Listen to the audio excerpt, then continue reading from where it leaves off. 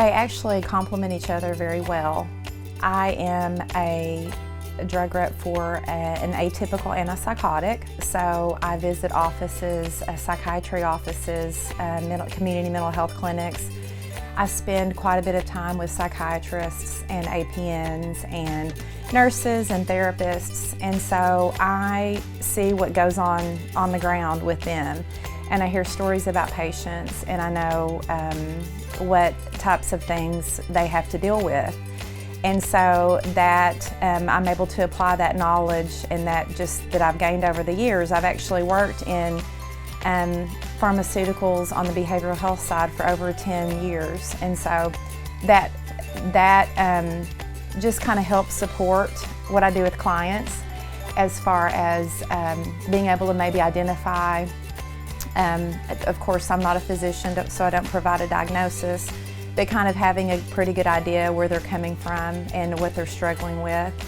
And the knowledge that I've gained in spending so much time with these offices and prescribers really complements what I do with my clients here at Anchored Hope.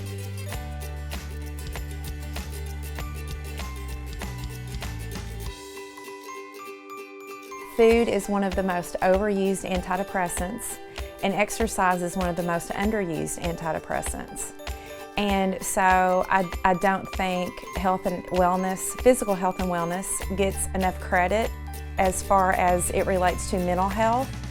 Because when you take care of your body, when you move it, when you exercise it, when you eat relatively well, I mean, you don't have to be on a keto diet for the rest of your life, but if you can stay relatively well physically, it really helps you to stay well mentally. Exercise is absolutely, I've exercised my entire life, and exercise is absolutely one of the best anti-anxiety antidepressants for sure. So each of them alone are extremely effective, or can be extremely effective. But when you combine the two, the result is somewhat exponential, in that it's not even 2 plus 2 is 4, it's 2 plus 2 is maybe 10, as far as the effect of the right type of therapy and the right type of medication.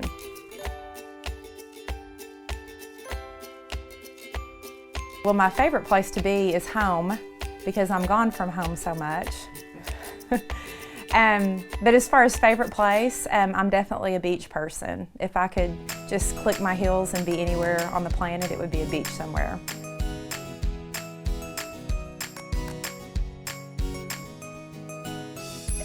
I hear stories, and they might be stories that might not surprise another person, but they really always take me aback when I hear about what some folks have had to go through as far as their upbringing, as far as maybe abuse, maybe they're in a home without both parents, which is actually likely these days. They probably are. And not to say that will define you in a negative way, it's just a more difficult way to grow up.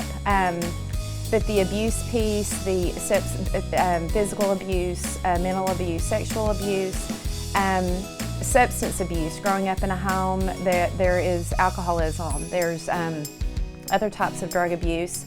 I always get very wrapped up in each person's story, because I'm usually just not believing that they had to go through what they went through, and that they are, in spite of that, living life so strong, and